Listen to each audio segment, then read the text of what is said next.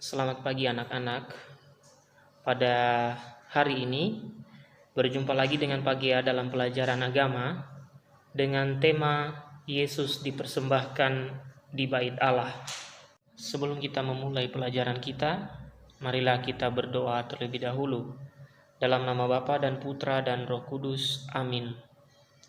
Yesus yang Maha Baik, ajarilah kami untuk taat melaksanakan kewajiban agama seperti keluarga kudus di Nazaret. Amin. Dalam nama Bapa dan Putra dan Roh Kudus. Amin.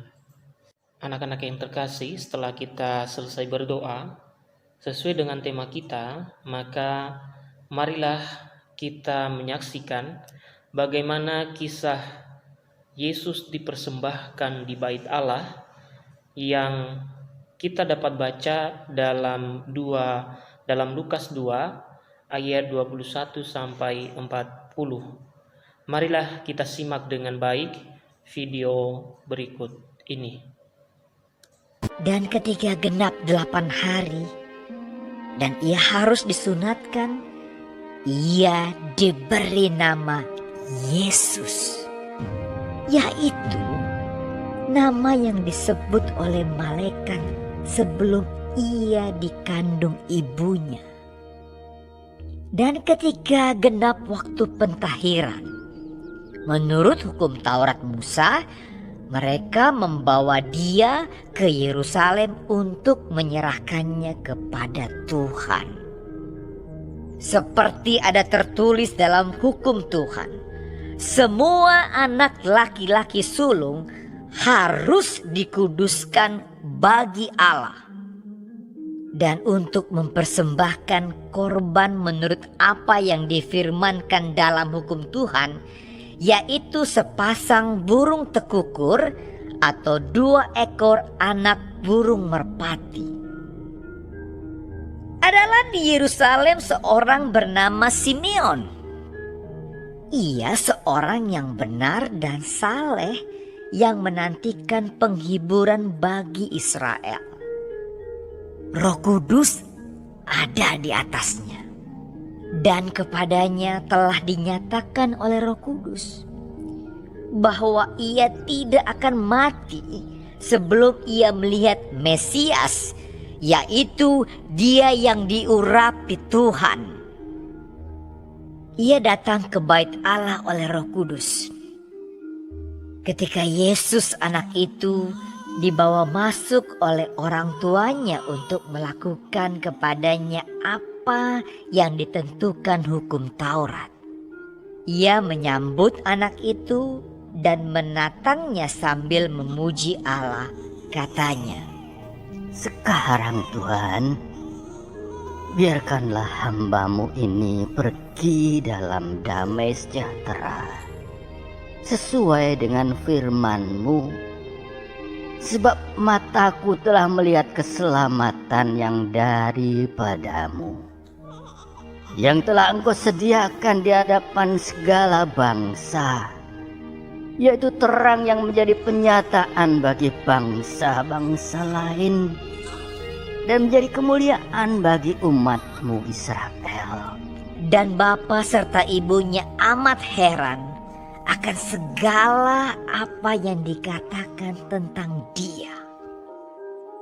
Lalu Simeon memberkati mereka dan berkata kepada Maria, ibu anak itu, "Sesungguhnya anak ini ditentukan untuk menjatuhkan atau membangkitkan banyak orang di Israel, dan untuk menjadi suatu tanda yang menimbulkan perbantahan, dan suatu pedang akan menembus jiwamu sendiri, supaya menjadi nyata pikiran hati banyak orang."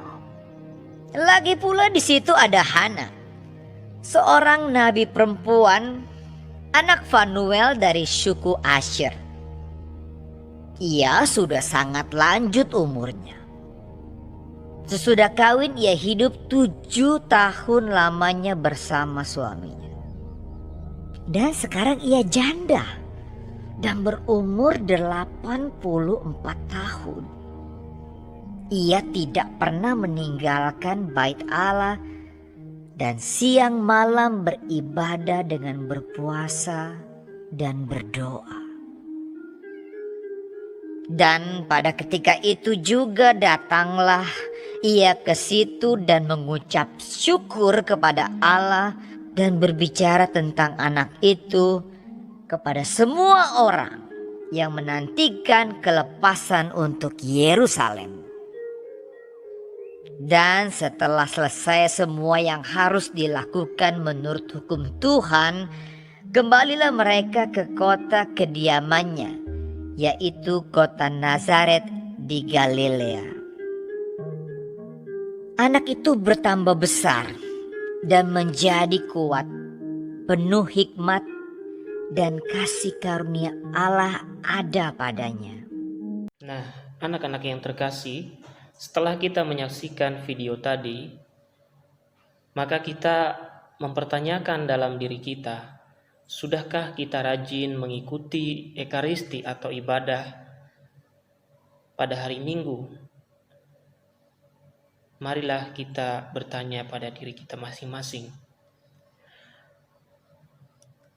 Setelah kita merenungkan dan menyadari bahwa kita seringkali tidak rajin, maka dalam pelajaran ini kita diajak dan kita dapat meneladani sikap yang dilakukan oleh orang tua dari Yesus. Yang pertama, dalam kisah tadi orang tua Yesus taat melaksanakan kewajiban agamanya. Misalnya tadi dalam kisah tadi mereka membawa Yesus ke bait Allah di Yerusalem untuk dipersembahkan kepada Tuhan. Yang kedua, orang tua kita juga melaksanakan kewajiban agama.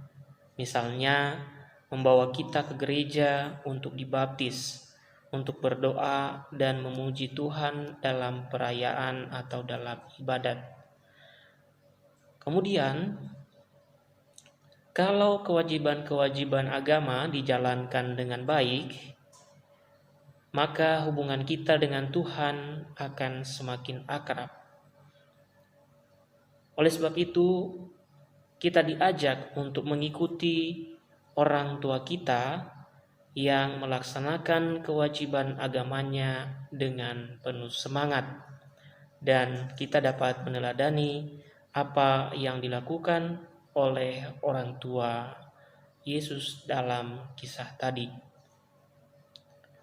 Demikianlah pelajaran kita pada hari ini, dan mari kita tutup pelajaran ini dengan doa. Dalam nama Bapa dan Putra dan Roh Kudus, amin. Tuhan yang Maha Baik, berilah kami semangat untuk melaksanakan setiap kewajiban agama dengan setia dan taat. Amin. Dalam nama Bapa dan Putra dan Roh Kudus, amin.